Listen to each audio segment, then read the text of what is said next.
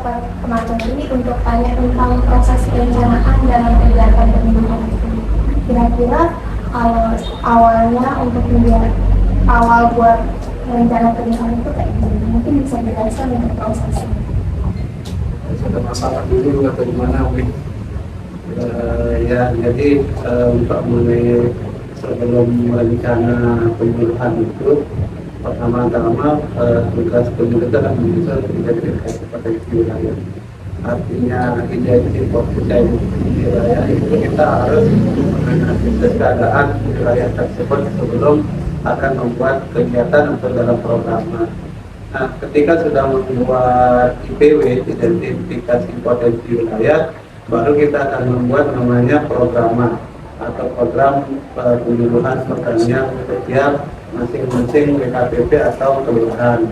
Yang dimana di dalam menyusun programa itu ada partisipasi dari tokoh masyarakat, tokoh petaninya atau kelompok taninya, gabungan kelompok petaninya, ada dari P3A-nya, segala unsur yang berkaitan dengan pertanian yang tentu juga di sana ada diketahui oleh Pak Lurahnya di wilayah tersebut.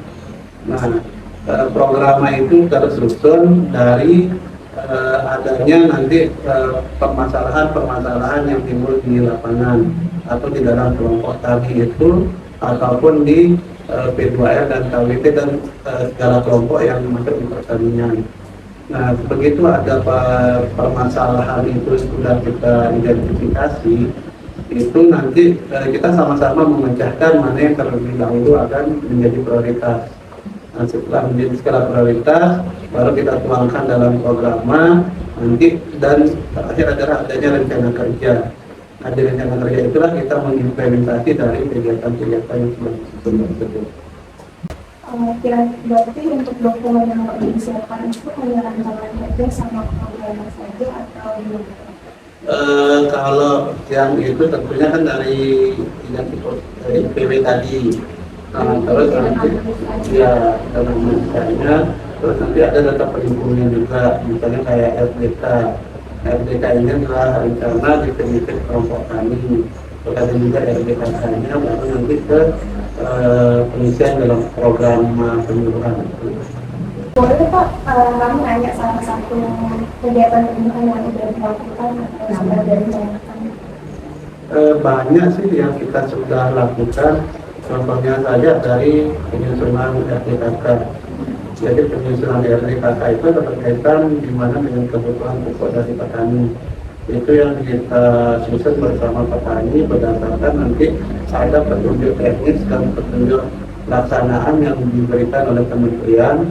Itu agar kita menyusun RDKK tadi.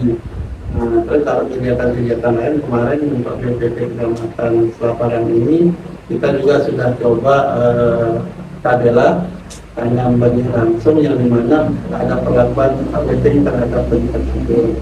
Terus ada juga kita melakukan pembinaan terhadap P2R, yang dimana P2R ini adalah kelompok yang berbasis KWT yang berada di masing-masing lingkungan itu kita memperdayakan daripada ibu-ibu yang punya lahan. Nah, terus yang berikutnya sih banyak lagi kegiatannya, cuma yang dua yang terakhir kemarin kita buat biosaka dengan Pak Menteri Pertanian. Itu kesempatan di WA dengan Mbak Binas, kita sama-sama dengan Pak Menteri buat biosaka. Ya, terakhir berjalan. Pengendalian anak penyakit. Kalau untuk sasaran pemilihannya berarti petani kelompok tani kelompok tani.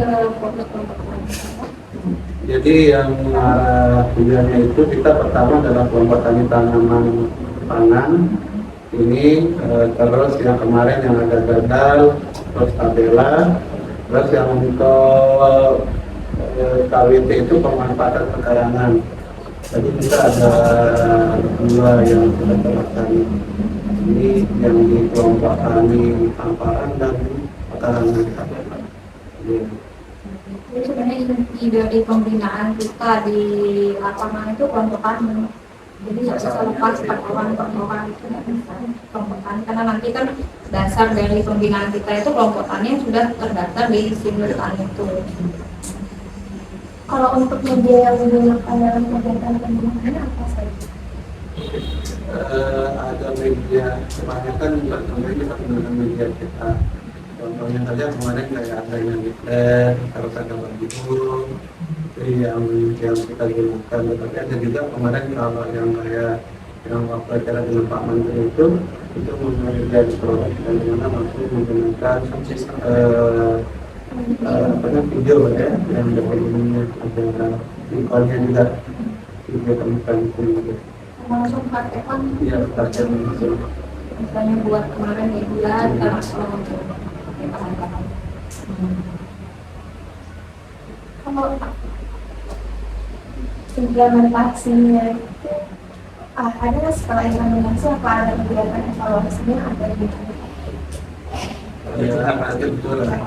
Ya, jadi kita itu kan yang penyuluhan itu setelah kita misalnya memberikan satu materi penyuluhan, nanti biasanya petani itu dia akan mempraktekannya sendiri, dia akan melakukan, tetapi kan tidak 100% semua petani seperti itu, tetapi ada progres juga kita gimana, karena kita akan yang kita ubah itu adalah perilaku, keterampilan dan sikap.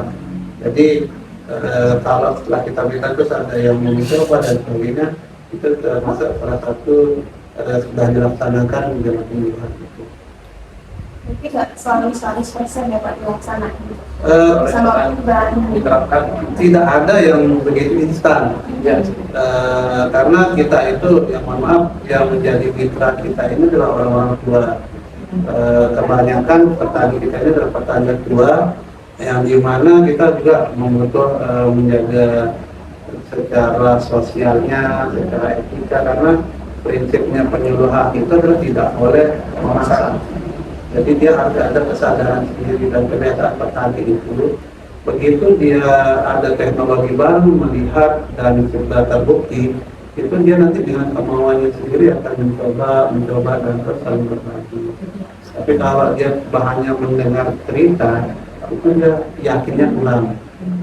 Itu yang menjadi kendalanya, karena petani kita ini kan belum 100% juga yang petani milenial, karena kita masih lebih dominan kalau di Sumatera petani tua itu dia. Jadi masih butuh proses lah untuk adaptasi teknologi baru. Jadi selalu dikontrol atau gimana? Iya, karena kami punya jadwal kunjungan untuk ke masing-masing wilayah binaan. Jadi setiap penyuluh itu dia punya jadwal kunjungan masing-masing. Nah, setiap kelompok itu biasanya dia bisa 2 sampai 3 kali dikunjungi dalam 1 bulan, atau sesuai dengan keadaan lapangan. Jadi kita tidak melepas karena mereka adalah mitra kerja kita.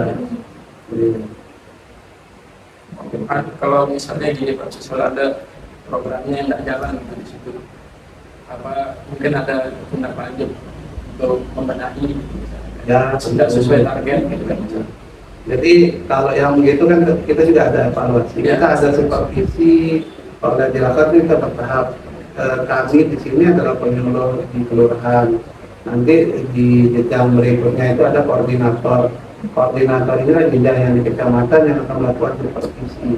Artinya sejauh mana supervisinya dilaksanakan untuk mengevaluasi dari penyuluhnya dan kelompok taninya. Nah, jadi nanti di tingkat berikutnya ada tingkat kota, jadi dia berjenjang. Ya, ketika ada kegiatan yang tidak terlaksana pada tahun ini, nanti di programannya itu akan muncul di tahun depan. Jadi seperti itu ya, karena keterbatasan dari keadaan keuangan, misalnya, atau keterbatasan dari sarana dan prasarana itu kita tidak bisa pungkiri. Karena yang namanya kita di penyuluhan itu kita kan tidak bisa begitu membuat program itu langsung berjalan 100%. Tapi ada target-target yang harus kita selesaikan. Ya, mungkin udah itu aja. Karena kalau kami diminta untuk tanya soal prosesnya aja sebenarnya. Ini semester berapa ya? Semester lama ya? Ini mata kuliah Penyuluhan dan komunikasi pertanian. paling luar nih.